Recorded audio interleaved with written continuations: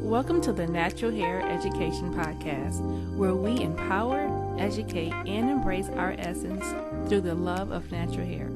I am your host, Corinthian Carruthers II, and thank you for listening. I am a licensed beauty educator, licensed cosmetologist, and natural hair culturist.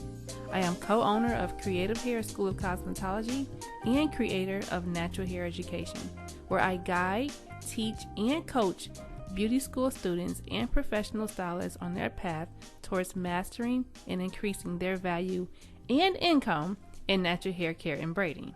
On this platform, we will discuss real hair stories, break myths, and grow in self-love. On today's episode, we are discussing transitioning tips and best practices. Now, many people have already taken on the journey of wearing their hair in its natural state. And believe it or not, there are still a few of us out there that have not left the chemical straighteners alone. And I understand, because it's more convenient and you don't have to worry about the daily rituals of the natural hair practices. And for those who aren't new to this journey, there are times when you just need a good break from the daily styling of our natural hair. I get it. I understand.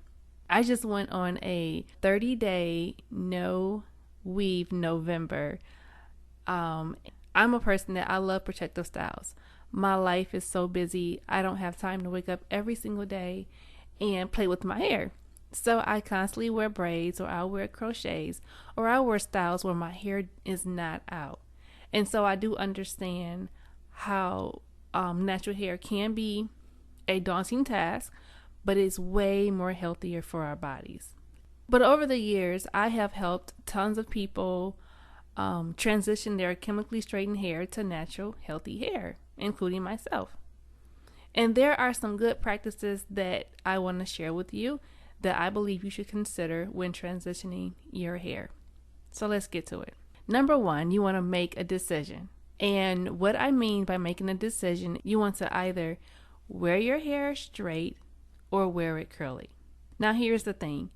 When your hair is in a confused state, meaning that it's kinky on the roots and it's straight on the ends, the hair has to make a decision. It will make one for you. Have you ever noticed when natural hair is growing out of the scalp, the hair seems to be more thick in the root and more fragile or thin on the ends? Well, that's true. In that case, the hair will snap right where the breaking point is between the two. So you want to keep it either pressed or straightened, or keep it in styles where your hair is either in perm rod set, bantu knots, even braids. If that's a little bit too dramatic for you, since this is a new journey for you, you can also wear wigs and sew-ins. But the key is to keep the hair in one state. Okay? Tip number 2. Don't be afraid of an ends trim. I have heard over the years that stylists are quote-unquote scissor happy, and in many cases that may be the case. But in other cases, that client just may need that much hair cut off because of how much their ends have split. Think of hair as a tree branch that splits off into 2 branches. Which of the ends are stronger? The 2 branches or the one from which they split? Picture that as being a strand of hair. The only difference with that is that hair that needs to be trimmed because of split ends will actually split up the entire hair shaft. So if you don't catch those ends where they are and clip them off, they will begin to continually travel up the hair strand until you need a new haircut. Tip number 3, learn your hair. For people that are transitioning for the first time, it's a big deal learning your real hair texture. And I get it. I understand. But it's okay to ask questions. And it's okay to test out products. But the underlying message is you want to learn to embrace it. Times will get hard, and you will think more than once about going back to that chemical straightener. But you must remain strong. One thing you want to keep in mind is that natural hair loves moisture.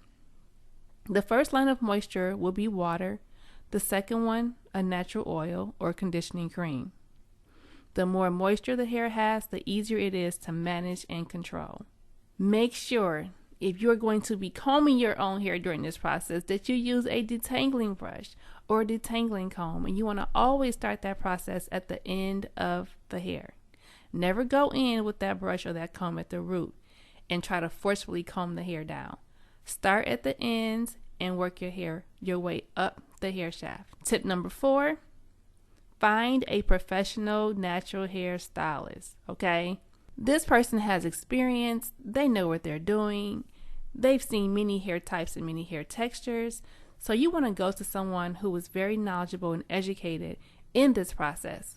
Videos are great, but if you want to be able to communicate with someone and have that back and forth dialogue, it is best to work with a natural hair stylist who have helped many people transition in this journey as well. They'll be able to recommend the proper products for your hair type and even help you maintain your transitioning styles. And tip number 5 is be patient. Transitioning is truly a process, and it isn't an overnight journey. You have to understand, our ancestors knew nothing about chemical straighteners. They groomed and cultivated their hair, and it was a celebration of our culture. I hope this helps you in your journey.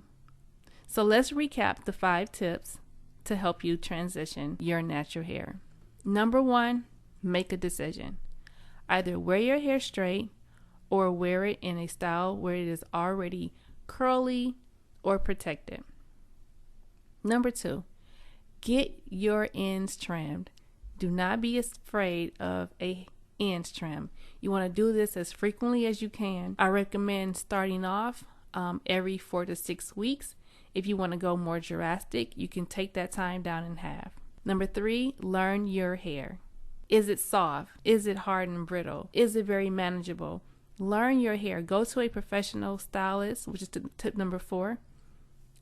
Go to a professional stylist. Have them help you. Have them help educate you on your hair type and your hair texture. Let them recommend products for you and let them help you in your transitioning styles. The final tip was to be patient. This is a process and it is a journey. At the end of every episode, we want to dispel a hair myth. Today's hair myth is water is bad for your hair. Excuse me, ma'am, but water is your hair's best friend. We are so used to that statement because water does change the current state of our hair strands. So for example, people like, oh, I can't get wet. I can't go swimming because my hair is going to fluff up. Well, yeah, it does change the natural state of it, but by no means is water bad for your hair. Natural hair is stronger when it's wet. It stretches 50% times its length when it's wet. Wetting the hair down allows for the cuticles to open up and for you to infuse any oils or treatments that you want to put in your hair. I hope this episode helps. If you want to share a story or want to hear about a certain topic, please submit your request at naturalhairedu.com. Until next time, subscribe and share with a friend, and remember, let's empower, educate, and embody our essence through the love of our hair. Thank you for listening. This episode is brought to you by Natural Hair Education's Texture on Texture styling course. This styling course is a virtual educational experience. Learn how to properly detangle the hair, learn how to do coils, flat twists, 2-strand twists, and an updo, all on naturally textured hair. In this program, you will receive Ada, which is Natural Hair Education's first texture hair mannequin. And listen, she is the real deal, okay? So once you get your hands on her, you'll be able to learn these different types of skills, as well as improve your own skills, increase your service time, and overall, increase your income.